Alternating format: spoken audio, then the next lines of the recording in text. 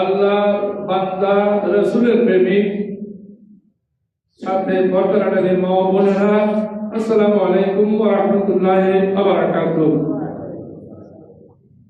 আল্লাহ রাব্বুল আলামিনের দরবারে আলিশানে লক্ষ লক্ষ কোটি কোটি শুকরিয়া আদায় করি যে আল্লাহ রাব্বুল আলামিন দয়া করে মেহেরবানি করে আমাদেরকে আল্লাহর ঘরে একত্রিত হওয়ার তৌফিক দান করেছেন। একবার বলি আলহামদুলিল্লাহ। সঙ্গে সঙ্গে আপনার কাজে তারে মদিনা আরো একবার লক্ষ লক্ষ কোটি কোটি দরুদ আর সালাম প্রেরণ করছি, যার উসিলা আল্লাহ রাব্বুল আলামিন আমাদেরকে আশরাফুল মাখলুকাত বানিয়েছেন। আজকের খুতবার হচ্ছে বিষয় হযরত আবু বকর সিদ্দিক রাদিয়াল্লাহু তাআলা আনহু জীবনের বিভিন্ন গুরুত্বপূর্ণ দিক এবং আমাদের শিক্ষণীয় বিষয়। রাসূল করিম সাল্লাল্লাহু আলাইহি ওয়াসাল্লাম পৃথিবীর মধ্যে দুনিয়াতে যাকে সবচেয়ে বেশি ভালোবাসতেন তিনি হলেন হযরত আবু বকর সিদ্দিক রাদিয়াল্লাহু তাআলা। সিদ্দিক আকবর রাদিয়াল্লাহু তাআলাকে রাসূল করিম সাল্লাল্লাহু আলাইহি ওয়াসাল্লাম নিয়ে গেছেন হিজরতের রাতে। এর আগে অনেক লম্বা কথা আছে, আমি এগুলো না বলে প্রয়োজনীয় কথাটা বলছি। হিজরতের রাতে যখন রাসূল করিম বের হচ্ছেন তখন সেখানে রাসূল করিমের কাছে অনেক কাফের মুশরিক মুসলমানদের ধন সম্পদ জমা ছিল। তখন ব্যাংক ছিল না। কাফেররা মুশরিকরাও রাসূল করিমকে বিশ্বাস করতেন, রাসূল করিমকে সাদিকুল আমিন বলতেন, বিশ্বাসী এবং সত্যবাদী। এই দুইটার জন্য রাসূল করিমকে ওনারা খুব বেশি ভালোবাসতেন এবং ঈমান কিন্তু আনে নাই। তো ওগুলো দেওয়ার জন্য রাসূল করিম যেদিন চলে যাবেন চতুর্দিকে ঘিরে ফেলেছেন।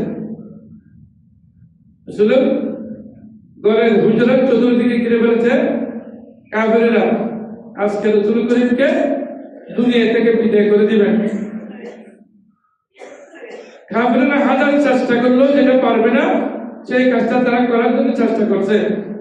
আল্লাহ রাব্বুল আলামিন বলেন, ওয়াল্লাহু ইয়াসিমুকা আনিন নাস। হে রাসূল, কাফেররা যত চেষ্টা করুক আপনাকে হত্যা করার জন্য, মেরে ফেলার জন্য, দুনিয়া থেকে ধ্বংস করার জন্য পারবে না। কারণ আল্লাহ আপনাকে এই কাফের মুশরিকের থেকে, দুশমনের রাসূল থেকে আল্লাহ আপনাকে হেফাজত করবেন। সুবহানাল্লাহ। তো রাসূল করিম শত শত কাফের এখানে ঘিরে আছে, ওনাদের সামনে কিভাবে বের হবেন? রাসূল করিম একটি দোয়া বলেছেন, কিছু মাটি নিয়ে মাটির উপর একটি দোয়া করেছেন, শাহাতিল ওয়াজুহ, এটা বলে ফুক দিয়ে মাটিটা সামনের দিকে ছেড়ে দিয়েছে। হাদিস শরীফে এসেছে, কিতাবে এসেছে, ওই মাটি কাফের মুশরিক দুশমন রাসূল যারা ছিল তাদের সবার চোখে চোখে পড়েছে। সুবহানাল্লাহ। আর কেন? ওমা রামাইতা ইয রামাইতা ওয়ালাকিন্নাল্লাহ রামা। কোরআন শরীফে বলেছেন, হে রাসূল, আপনি যদিও আপনার সম্মুখে মাটিটা ফেলে দিয়েছেন, আল্লাহ কিন্তু আপনি সম্মুখে ফেলেছেন।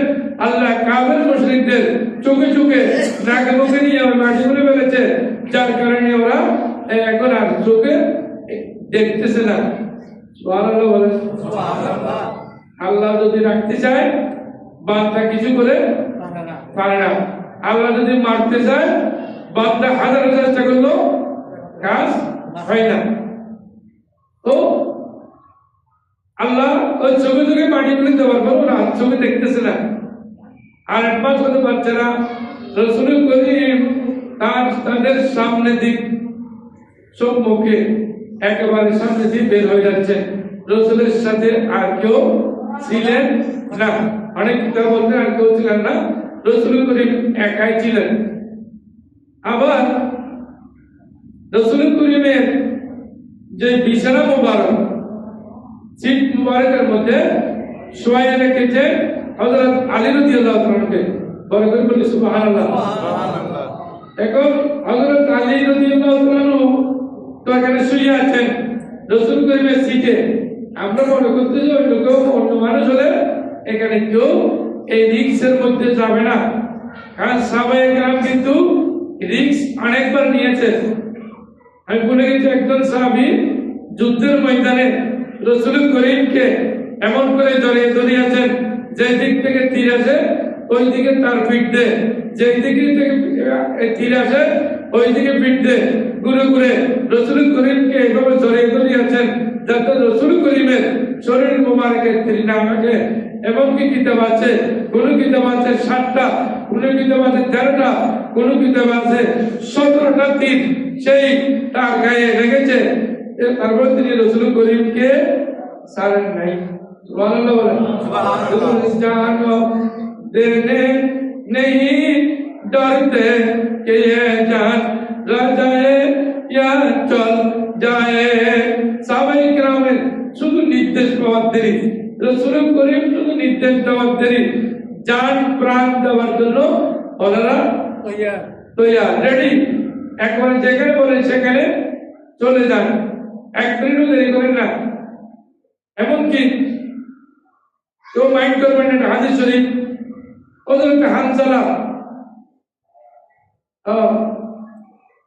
নতুন শাদী করেছেন, শরীর নাপাক, মাত্র বিবির সাথে দেখা হয়েছে।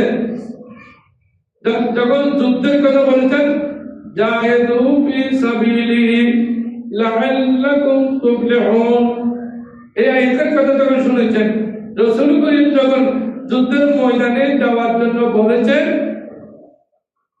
এক মিনিট দেরি করেন নাই। গোসল করলে তো 10 মিনিট দেরি হবে, আর দেরি না করে তিনি ঝাঁপিয়ে পড়েছেন যুদ্ধের ময়দানে। যুদ্ধ করতে করতে তার তিনি শহীদ হয়ে গেছেন। সুবহানাল্লাহ। সব লাশ পাওয়া যায়, ওনার লাশ পাওয়া যাচ্ছে না। ইরেন কোথায় গেল? তো দেখা যায় রাসূল করিম বলতেছেন, ওই ওনাকে ফেরেশতারা নিয়ে আসতেছেন। দেখো ওনার ফেরেশতারা ওনাকে ফেরেশতারা নিয়ে আসতেছেন কেন তোমরা কেউ জানো না? ফেরেশতারা ওনার লাশ নিয়ে যাওয়ার কারণ হলো অন্য শহীদকে গোসল দেওয়া যাবে না। শহীদকে যেভাবে রক্ত মাখা কাপড়ে রক্ত সহ দফন করতে হয়। আর ওনাকে কেন ফেরেশতারা নিয়ে গেছেন জানো? ওনাকে ফেরেশতারা গোসল দেওয়ার জন্য নিয়ে গেছেন। ওনার উপর গোসল ফরজ ছিল, উনি গোসল করতে পারেন নাই। রাসূলের নির্দেশ পাওয়া মাত্র ঝাঁপিয়ে পড়েছেন। আলী রাদিয়াল্লাহু তাআলা এখানে শুয়ে আছেন। যদি রাসূল মনে করে কাফেররা আলী রাদিয়াল্লাহু তাআলা মেরে দিতেন, আলী রাদিয়াল্লাহু তাআলা তো এটা চিন্তা করেন নাই। কারণ রাসূলের জন্য জান দেওয়ার জন্য আমরা সদা সর্বদা প্রস্তুত আছি। সুবহানাল্লাহ। বদর থেকে আবার হযরত আবু বকর সিদ্দিককে নিয়েছেন। আবু বকর সিদ্দিক সহ ওই গাড়ে সুর বলা যেটা গাড়ি সুর মানে অনেক উঁচু পাহাড়, হাদিস আপনারা দেখেছেন, ওনাদেরকে গাড়ি করে নিয়ে গেছেন দেখার জন্য অনেক উঁচু। সেখানে হযরত আবু বকর সিদ্দিক বলেন, হুজুর সব জায়গায় আপনি আগে, আজকে কিন্তু আমি আগে আপনি পরে। আবু বকর সিদ্দিক কি হয়েছে আমি বুঝতেছি না, তুমি বলো, মনে করে ব্যাখ্যা দিয়ে বলো। হুজুর এই গর্তের মধ্যে সাপ থাকতে পারে, বিচ্ছু থাকতে পারে, এই গর্তের মধ্যে দমশনাত্মক কোনো জিনিস থাকতে পারে। ইয়া রাসূলুল্লাহ আপনাকে দমশন করলে আমার মত আবু বকর সিদ্দিকের জান 50টা প্রাণ 50টা চলে গেলেও কোনো সমস্যা নাই, কিন্তু আপনাকে দমশন করলে সমস্যা আছে। আপনি আমি আগে আপনি পরে গর্তের মধ্যে। সুবহানাল্লাহ। গিয়ে অনেক হাদিস গর্ত যেগুলো ছিল পরিষ্কার পরিচ্ছন্ন করেছেন, গর্ত যেগুলো ছিল নিজের কাপড় খুলে কি পাঞ্জাবি অথবা শার্ট অথবা কাপড় চোপড় যা ছিলেন ছিল হযরত আবু বকর সিদ্দিকের শরীর মোবারকে ওগুলো খুলে ছোট ছোট টুকরা করে ওই গর্তগুলো বন্ধ করেছেন। সুবহানাল্লাহ। আরেকটি বন্ধ করার জন্য কোনো কাপড় চোপড় ছিল না। কিতাবে এসেছে আরেকটি বন্ধ যখন করতে পারছেন না, আবু বকর সিদ্দিক রাদিয়াল্লাহু তাআলা নিজের পায়ের মুড়ি সেখানে পা দিয়ে বন্ধ করে রেখেছেন। সুবহানাল্লাহ। সাবেক কাছে দমন করেছে। সিদ্দিক আকবর রাদিয়াল্লাহু তাআলার কোলে সরকারের দোয়ার শুয়ে আছেন, শুরু করে মারাম করতেছেন। হঠাৎ করে কাজরা কাছে চলে গেছেন। কাজরা যখন কাছে চলে গেছে তখন সিদ্দিক আকবর বলতেছেন, ইয়া রাসূলুল্লাহ, কাজরা তো একেবারে কাছে, আমরা দুইজন, ওরা তো ডজন ডজন কয়েক ডজন এসেছে। আল্লাহ রাসূল বলেন, লা তাহজান, হে আবু বকর সিদ্দিক তুমি চিন্তা করো না, ইন্নাল্লাহা, নিশ্চয় আল্লাহ রাব্বুল আলামিন মা'ানা, আমাদের সাথে লা ইলাহা ইল্লাল্লাহ আছেন। সুবহানাল্লাহ। আমাদের সাথে আল্লাহ আছেন। রাখান ভয় কিছু নাই। আবু বকর তুমি কিছু চিন্তা করো না, রাসূল করিম শুয়ে পড়েছেন। আবু বকর সিদ্দিকের সামনে কামড় দিয়েছে, অনেক লম্বা ঘটনা। কামড় দেওয়ার পরে তো সুন্দর ছিলেন আবু বকর সিদ্দিক রাদিয়াল্লাহু আনহু, অনেক ধনীও ছিলেন। হঠাৎ করে ওনাকে বিষে ধরে গেছে। বিষে যখন ধরছে উনি কালো হয়ে গেছে। এক ফোঁটা চোখের পানি রাসূল করিমের শরীর মোবারকে পড়েছে। সুবহানাল্লাহ। রাসূল জাগ্রত হয়ে গেলেন, কিরা আবু বকর কি হয়েছে তোমার? ইয়া রাসূলুল্লাহ, আমাকে সাপ দংশন করেছে। আমাকে ডাকনে গেল, হে রাসূলুল্লাহ, আমার মতো বকর যদি 50,000 প্রাণ চলে যায় তারপরে আমার চেয়ে, আমার প্রাণের চেয়ে আপনার ঘুমের দাম অনেক বেশি, এই জন্য আপনাকে ডাকি নেই। সুবহানাল্লাহ। মেডিকেলে নিতে হবে না? মেডিকেলে নিতে হবে না? আছে, মেডিকেল আছে সাথে। আর সরকারের দোয়া সাল্লাল্লাহু আলাইহি ওয়াসাল্লাম একটু দুধ মোবারক দিয়ে আবু বকর সিদ্দিকের কাছে লাগাই দিলেন। কিন্তু বিজ্ঞানীরা বলতেছে এটা কিন্তু ঠিক। বিজ্ঞানীরা বলতেছে যেখানে সাপ দংশন করবে একে যদি আপনারা পানি দেন সে সাথে সাথে মারা যাবে। যদি বিষাক্ত সাপে দংশন করে তার অনেক চিকিৎসা হবে, এটা জানি রাখবেন। আমরা বাংলাদেশ সরকার থেকে প্রশিক্ষণ নিয়েছিলাম, ইমাম প্রশিক্ষণ। আমাদেরকে 45 দিনে একটা প্রশিক্ষণ দিয়েছিল অনেক আগে, এগুলো নিয়েছি। তখন বলছে যদি সাপে কামড় দেয় তখন কি করবেন? সাথে সাথে গেঞ্জি দিয়ে, ট্যাটুরন নাইলেন কাপড় নয়, বরফ সুতোর কাপড় দিয়ে 3টা বাঁধ দিবেন যাতে বিষ ছড়াইতে না পারে। খুব জোরে বাঁধ দিবেন, আস্তে দিলে হবে না, জোরে, যাতে রগগুলো এখানে টাইট থাকে আর সামনের দিকে এর বিষ ছড়াইতে না পারে। আর পানি কোনো খানা মোটে খাওয়াবেন না। যদি বলে সে মরে যাচ্ছে পানি পিবে যায় তারপরে খাওয়াবেন না। কেন? পানি যদি একটু খাওয়ান তাহলে সেই সাথে সাথে মারা যাবে। কারণ কি? বিষ সরাসরি সরাই পড়বে, সরাসরি সরাই পড়লে আর বাঁচবে না। আমি একবার মেডিকেল ইমার্জেন্সিতে এই সাপের কামড়েছে এক লোক ওখানে ছিল ইমার্জেন্সিতে, আমি আর ঢুকিয়ে দিয়ে রাত্রে ছিলাম। তো প্র্যাকটিক্যাল দেখছি আবার কি করছে ডাক্তার সাহেবেরা, দেখি একটা ইঞ্জেকশন করেছে, কিছুক্ষণ পরে 10-15 মিনিট 20 মিনিট পরে আরেকটা করেছে। এই পাগলামি করতে শুধু পানি করতেছে। এর আত্মীয়স্বজন বলতেছে পানি না দিলে মারা যাবে, ডাক্তার বলতেছে পানি দিলে মারা যাবে, তোমরা অপেক্ষা করো, এখানে কেউ আসবে না, বাড়ি থাকো, সব বাড়ি থাকো। আমি এখানে দূর থেকে এগুলো দেখতেছি। তো এরপরে কিছুক্ষণ পরে দেখে আরেকটা ইনজেকশন করেছে। ইনজেকশন করার পরে আরো 15 মিনিট 7 ঘন্টা পরে দেখি সে নর্মাল হয়েছে।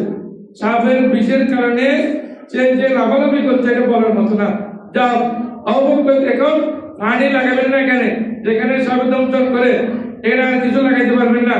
কোন তরল জাতের জিনিস লাগাইলে সে মারা যাবে।